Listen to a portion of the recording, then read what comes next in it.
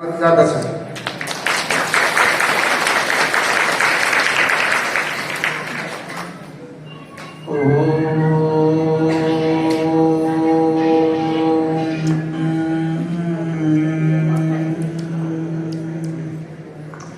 स्वस्ति पंथा मनुचरेम सूर्य चंद्रमसा विव पुनर्दधता घनता जानता संगमे महि।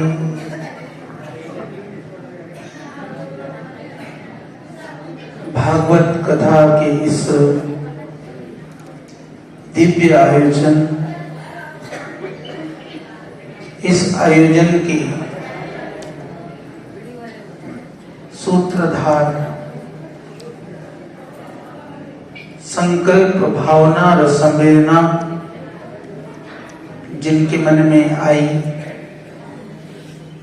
इसका हम सभी को लगी बहुत सम्माननीय और बहुत आदरणीय। मेरे भाई ईश्वर कृष्ण दाई बहुत ढेरे शुभकामना कि हजूर ले प्रयास करेगा हजूर सब पे यहाँ आना पावना पा। और परम पूज्य स्वामी जी भारतीय सनातन संस्कृति परंपरा और मूल्य जिसको स्थापना को लगी संन्यास लिए संस्कृति धर्म को साथ में फेरी भी कहीं ना कहीं आफंतहरू प्रति एउटा सफ्ट कर्नर त हुन्छ नि, त्यसको प्रदर्शन यहाँ तपाईहरुलाई यस्तो व्यवस्था गरेर उहाँले दिनुभयो। यस्तो पूज्य स्वामी योगानन्दजी महाराजलाई पनि म प्रणाम गर्छु। साथमा मञ्चमा सबै हाम्रा आचार्यगण विद्वज्जन विद्याको साथमा संस्कृति र परम्परालाई मनमा लिएर यहाँ बस्नुभएका सबलाई और विशेष करके हमारे इस हरिद्वार की पवित्र पुण्य भूमि में जो शास्त्र अध्ययन के साथ में सनातन संस्कृति और परंपरा की स्थापना के लिए जो आप विविध तरह की कर्मकांड कथा पारायण उनके साथ साथ इस भागवत पारायण के लिए यहाँ पर पधारे हुए हमारे सभी विप्र बंधुओं का भी मैं हार्दिक अभिनंदन और स्वागत करता हूँ।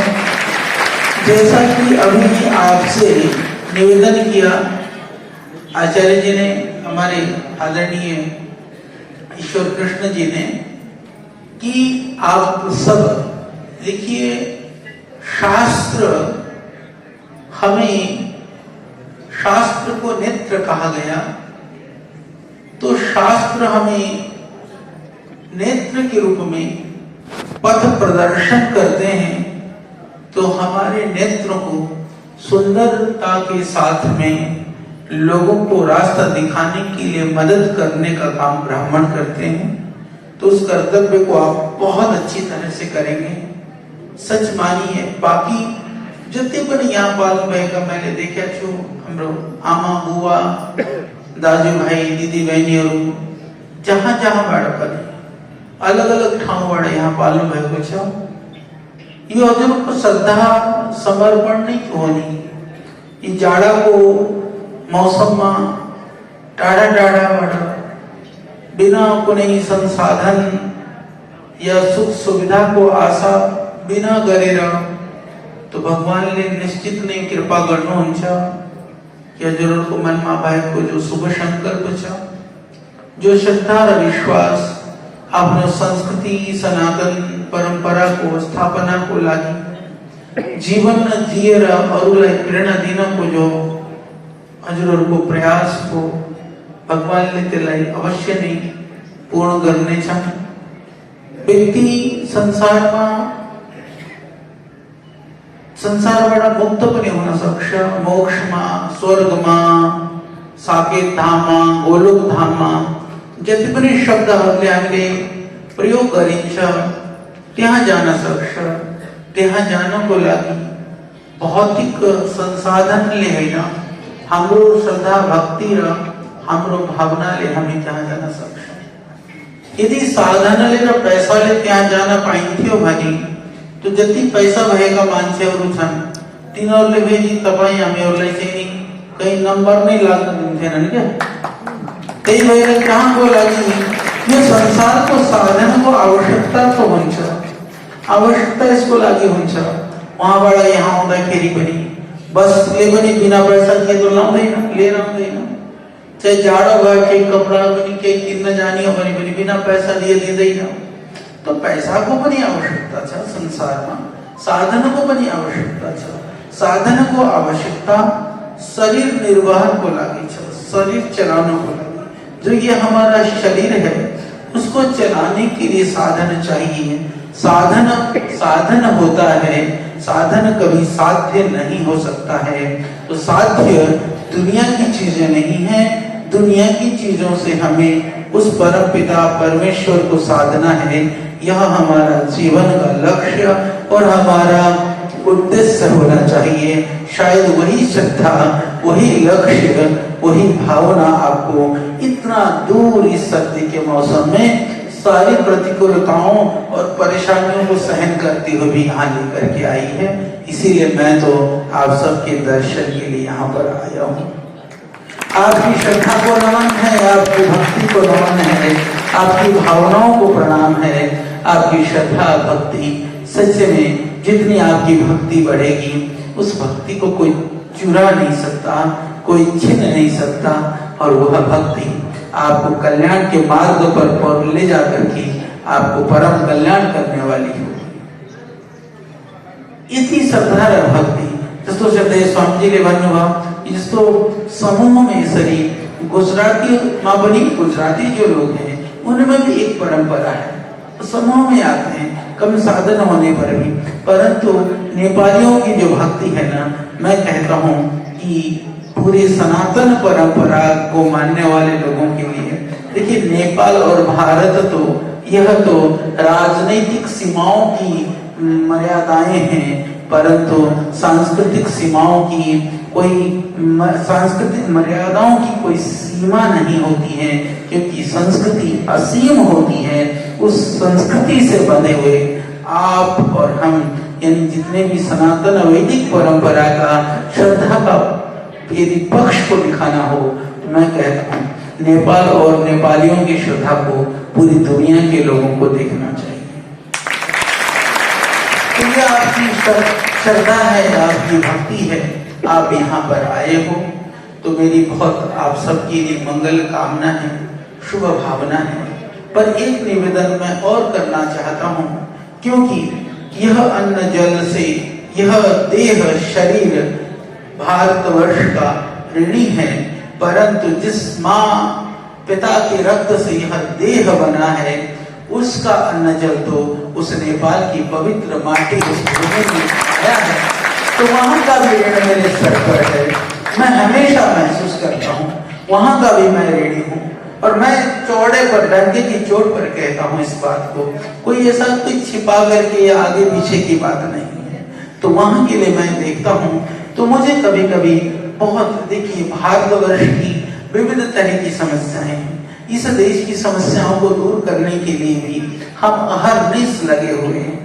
हम लोग श्रद्धेय स्वामी जी के नेतृत्व में हम लोग विविध संस्थाओं के संगठनों के सेवा कार्यों के माध्यम से, चाहे वो शिक्षा है, चाहे स्वास्थ्य है, चाहे वो योग है, चाहे आयुर्वेद है, चाहे वह अपनी संस्कृति परंपराओं की पुनर्स्थापना है, चाहे वह योग के द्वारा जन जागरण और लोगों को स्वास्थ्य देने की बात है, हम पूरे जी जान से प्राणपण से लगे हुए हैं। परंतु जब नेपाल की बात आती है तो मैं आपको बताऊं कति पाली थुप्रै समयमा अचानक नै कहिले मैं भावुक भइरहेको हुन्छु, किन भन्दा मैले उहाँको दृश्यलाई देखेर आज नेपाल आमा धेरै पीडित छन्, धेरै आज ती चाहिँ दुखी छन् कहीं न कहीं। तो नेपाल आमाको दुखलाई दूर गर्ने काम पनि त्यो तपाईहरुले नै गर्ने हो और कोही गर्नलाई कहीं बाहिरबाट अमेरिकाबाट कहिले कोही आउँदैन। तो हमारा देश है, तुमको वहां रहना है, उस देश ने उस हवा पानी ने आपको ताकत दिया है, तो उसको सुधारने का, संवारने का और उसको अच्छा करने का काम, उसकी पीड़ा को दूर करने का काम भी आपको ही करना होगा।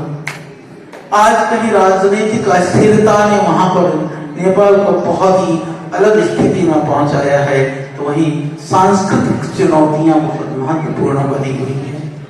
मैं बहुत धन्यवाद करता हूं हमारे युवा भाई को।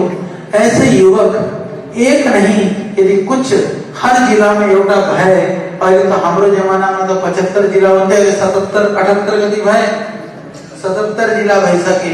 हर जिला में यदि एउटा यस्तो विद्वान र संस्कृति र परंपरा को साथ में अपनो देश को माटो को लागे के गर्ने भावना भएका युवा भयो भने त्यस देशको कल्याण हुन सक्छ। त्यही भएर भाइको आग्रहमा यहाँ आएको। तो नेपाल को लागि बहुत जरूरी है। एक तरफ मैं महसूस करता हूँ क्रिश्चियनिटी को इतना भयानक बोलबाला। आज भारत में मैं इस बात को धर्मांतरण के लिए, मतांतरण के लिए भारत में बहुत सख्त कानून बन चुका है। उत्तराखंड में भी अभी माननीय मुख्यमंत्री जी ने एक नया कानून बनाया है कि जबरन कोई धर्मांतरण करेगा, लोग लालच भय दे करके धर्मांतरण कराएगा तो 10 साल की सख्त सजा दी जाएगी। ये उत्तराखंड में हो चुका है। परंतु दुर्भाग्य से दुनिया को एकमात्र हिंदू राष्ट्र, मैं नेपाल में जाना कि ये पुरालय मैंने पूरा जोश पूरा ताकत से तो ये पुरालय भरे आते हैं। मैंने कहा सुनो, चाहे नेपाल हिंदू राष्ट्र थियो, संपूर्ण दुनिया को लगभग झंडे 1.5-2 अरब जति हिंदू सनातन धर्म और परंपरालाई मान्ने व्यक्तिहरूको श्रद्धाको देश थियो।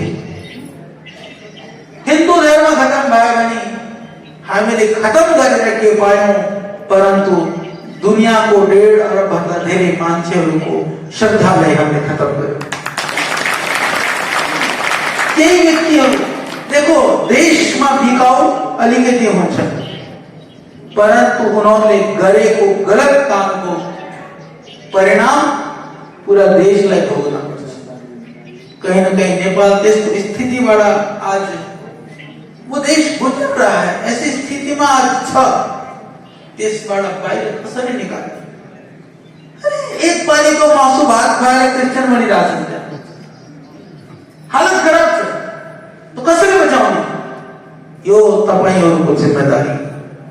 हामी तो कहिले आएर नि सहयोग गर्न सकिन्छ, आफ्नो गुनासो सुनाउन सकिन्छ, परन्तु काम गर्नको लागि हामीले पूरा 77 जिल्लामा पतंजलि योग समिति को माध्यमले 60,000 भन्दा धेरै हाम्रा भाइ बहिनीहरू दाजुभाइहरू, शायद तपाईहरुमा पनि शायद पतंजलि हाम्रो योग शिक्षकहरू पनि हुनुहुन्छ कि कहाँ?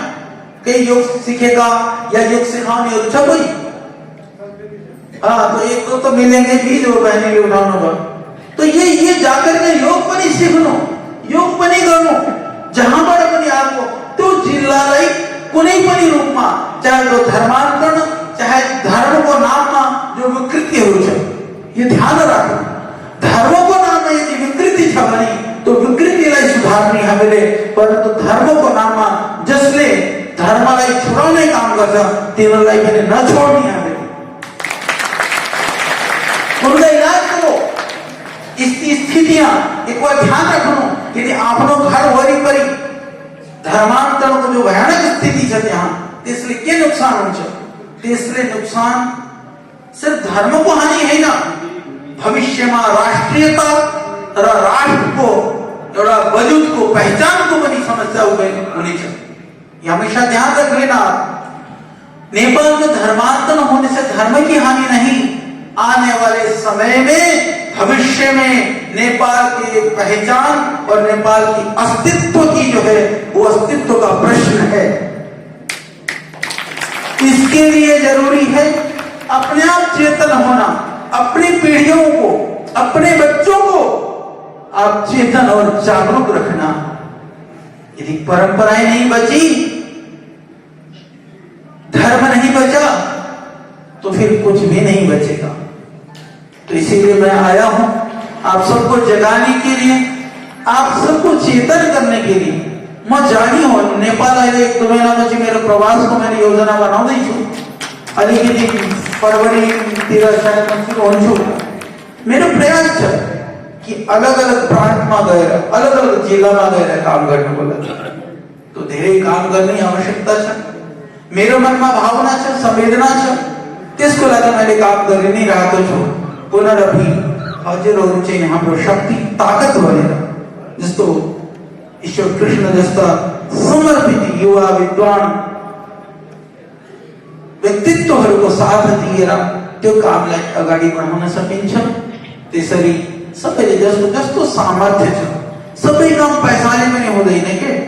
जीवन, समय, भावना र संवेदना त्यो हामीले लगाऊ भने साधन तो कहीं न कहीँबाट आइहाल्छ। तो मेरो धेरै शुभकामना छ तपाईहरुलाई कि भगवानले सबैको रक्षा गरून्, सुस्वास्थ्य प्रदान गरून्, हजुरहरुको सबैको परिवारमा, समाजमा, घरमा सबैलाई भगवानले सुखी रखौं यही भावना को साथ में। क्योंकि फिर अभी मतलब एउटा अर्को कार्यक्रम छ जाने पनि हो। आज हमारी महामहिम राष्ट्रपति जी देहरादून में आई हैं, हमारे माननीय मुख्यमंत्री जी, गवर्नर साहब भी सब वहाँ भी प्रोग्राम में भी मुझे थोड़ी देर में पहुंचना है। तो मेरे धेरै शुभकामना छ। और पतंजलि में सब सबैलाई स्वागत छ। तो बिस्किट कुछ तो मिल जाएगा, और नहीं तो एक टाइम का भोजन की भी व्यवस्था करनी हो तो दोपहर की एक बार की भोजन की व्यवस्था भी पतंजलि में आप सबके लिए हम कर देंगे। जिस दिन जैसी होगी मैं महाराज जी से संपर्क करके करवा दूंगा, ठीक है। तो बहुत बहुत तमाम सबलाई धेरै आशीर्वाद, शुभकामना, भगवान संग प्रार्थना।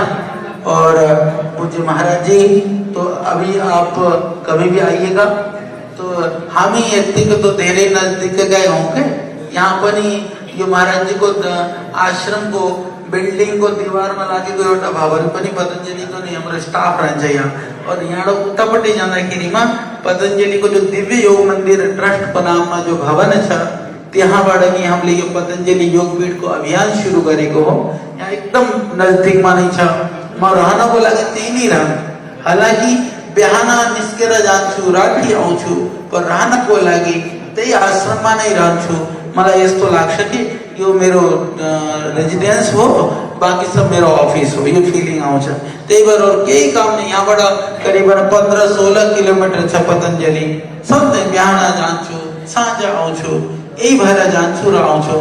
लाग्छ कि मेरो घर हो। क्योंकि हामीले जो पूरा पतंजलि योगपीठ को अभियान शुरू गरेको श्री स्वामी जी ले र हामीले तो चाहिँ यहाँ एकदम नजदीक मानै छ। त्यही भएर तो फेरि पनि तपाईहरु बस अब नेपालको लागि कमर कसेर एकदम जस्तो गरे भन्छन् नि त्यसको लागि जुट्नी हो।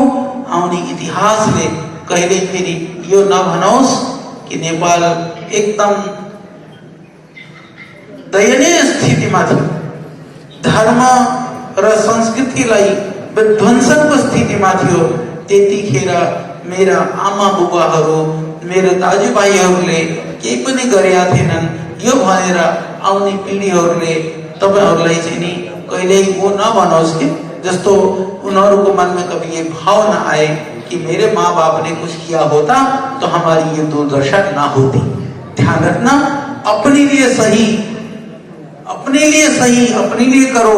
अपने लिए सोचते हो कि जिंदगी तो हमारी कट गई, अब बाकी बची कट जाएगी, तो आने वाली पीढ़ियों के लिए, उनके लिए जरूर कुछ करके जाना। बस यही आपसे निवेदन है। बहुत बहुत धन्यवाद।